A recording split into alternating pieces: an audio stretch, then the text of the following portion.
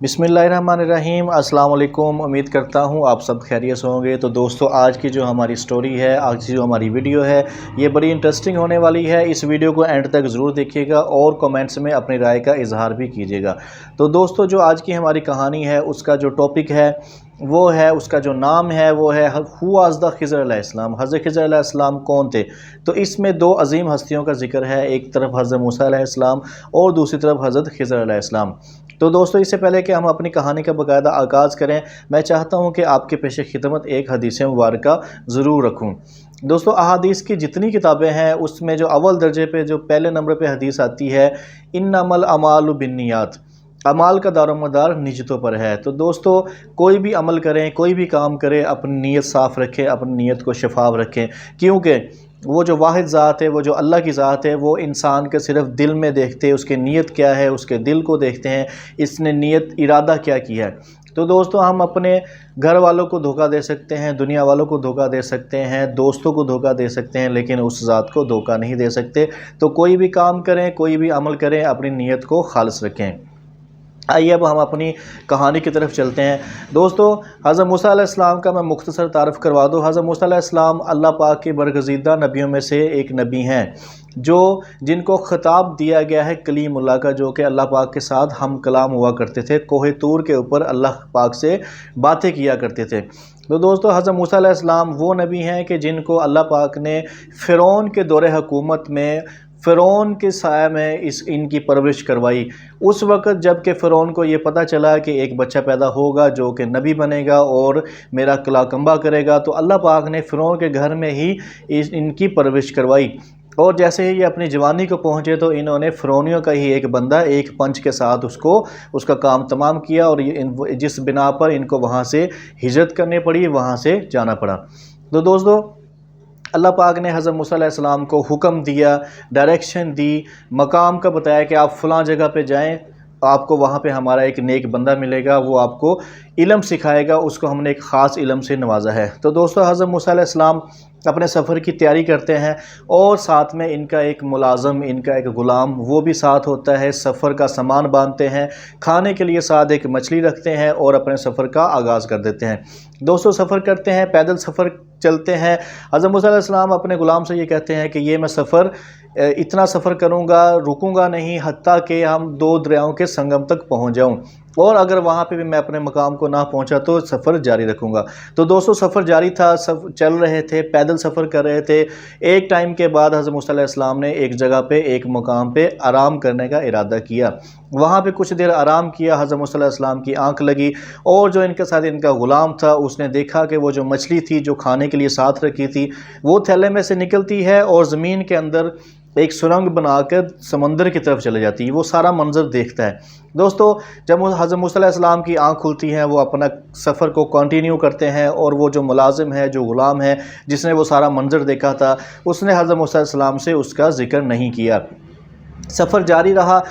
कुछ टाइम बाद आगे एक मकाम पे जाके हज़रत मूसा अलैहिस्सलाम ने फिर आराम का इरादा किया और अपने ग़ुलाम से कहा, अपने मुलाज़िम से कहा कि लाओ हमारे लिए खाना पेश करो। इस सफ़र ने हमें बड़ी मुशक्क़त हम पे पेश आई, इस सफ़र ने हमें थका दिया है। तो दोस्तों, वहाँ पे जो हज़रत मूसा अलैहिस्सलाम के ग़ुलाम था, उन्होंने कहा कि मैं आपसे माज़रत चाहता हूँ कि मैंने आपको एक बात नहीं बताई, मुझे शैतान ने भुला दिया था। पिछले मकाम पे जहाँ पे हमने आराम किया था, वहाँ मैं क्या देखता हूँ, मैंने एक मंज़र देखा कि जो मछली हमने साथ रखी थी वो थैले से निकलती है, वो एक ज़मीन में सुरंग निकालती है और वहाँ से होती हुई समंदर की तरफ चली जाती। तो दोस्तों, जिस पर हज़रत मूसा अलैहिस्सलाम ने कहा कि बेशक ये वही मकाम है जिसकी हमें तलाश है। तो दोस्तों, हज़रत मूसा अलैहिस्सलाम ने अपने ग़ुलाम को साथ लिया और वापसी उसी जगह पर जाने का इरादा किया जहाँ से चल के आए थे। अपने कदमों के निशानात को देखते हुए सफ़र जारी किया।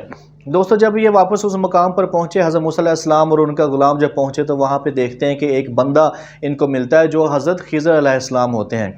तो दोस्तों, حضرت موسیٰ علیہ السلام حضرت خضر علیہ السلام سے یہ ریکویسٹ کرتے ہیں، ان سے التجا کرتے ہیں کہ آپ مجھے سفر میں اپنا شریک بنا لیں، مجھے اپنے ساتھ رکھ لیں، جس پر حضرت خضر علیہ السلام نے ان کو جواب دیا، حضرت موسیٰ علیہ السلام کو کہا کہ آپ میرے ساتھ صبر نہیں کر سکیں گے، جس پر حضرت موسیٰ علیہ السلام نے اصرار کیا، ان سے کہا کہ انشاءاللہ آپ مجھے صابرین میں سے پائیں گے، میں صبر کروں گا، جس پر حضرت خضر علیہ السلام نے یہ کہا کہ پھر آپ مجھ سے کوئی کسی قسم کا سوال نہیں کریں گے جب تک کہ میں خود آپ سے کوئی بات کروں۔ دوستو اس شرط پر حضرت خضر علیہ السلام نے ساتھ سفر کرنے کی اجازت دی، سفر کا آغاز ہو گیا۔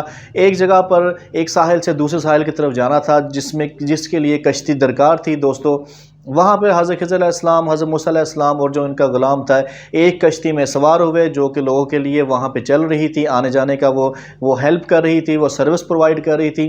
دوستو جیسے ہی اس کشتی میں سوار ہوتے ہیں تو کشتی جب پانی کی طرف نکل جاتی ہے، اپنے منزل کی طرف روانہ ہوتی ہے، تو حضرت موسیٰ علیہ السلام کیا دیکھتے ہیں کہ حضرت خضر علیہ السلام اس کشتی میں سوراخ کر رہے ہیں دوستو، جس پر حضرت موسیٰ علیہ السلام نے بڑی حیرانگی سے حضرت خضر علیہ السلام سے کہا کہ یہ آپ نے بڑی عجیب حرکت کی ہے، آپ نے کشتی کے اندر سوراخ کر دیا کہ ہمیں ڈبو دیں، جس پر حضرت خضر علیہ السلام نے کہا کہ کیا میں نے نہیں کہا تھا کہ آپ میرے ساتھ صبر نہیں کر سکیں گے؟ اس پر حضرت موسیٰ علیہ السلام نے کہا کہ میں معذرت چاہتا ہوں، دوبارہ میں یہ غلطی نہیں کروں گا۔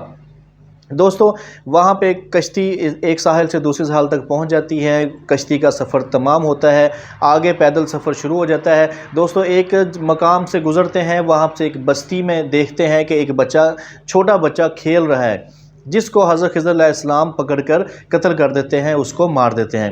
جب یہ واقعہ، یہ منظر حضرت موسیٰ علیہ السلام دیکھتے ہیں تو کہتے ہیں، حضرت خضر علیہ السلام سے کہتے ہیں کہ آپ نے بڑی عجیب حرکت کی، آپ نے ایک ناحق قتل کیا، ایک چھوٹے بچے کو مار دیا دوستو، جس پر حضرت خضر علیہ السلام نے حضرت موسیٰ علیہ السلام کو دوبارہ یاد کروایا کہ کیا میں نے نہیں کہا تھا کہ آپ میرے ساتھ صبر نہیں کر سکیں گے؟ اس پر حضرت موسیٰ علیہ السلام نے حضرت خضر علیہ السلام سے کہا کہ اب اگر اس کے بعد میں کوئی سوال کروں، کچھ پوچھوں، کوئی گستاخی کروں تو آپ مجھے اپنے ساتھ نہ رکھیے گا۔ دوستو اس پر حضرت خضر علیہ السلام نے ان کا عذر قبول کیا، ان کی جو معذرت تھی اس کو قبول کیا، سفر کو جاری رکھا، کنٹینیو کیا۔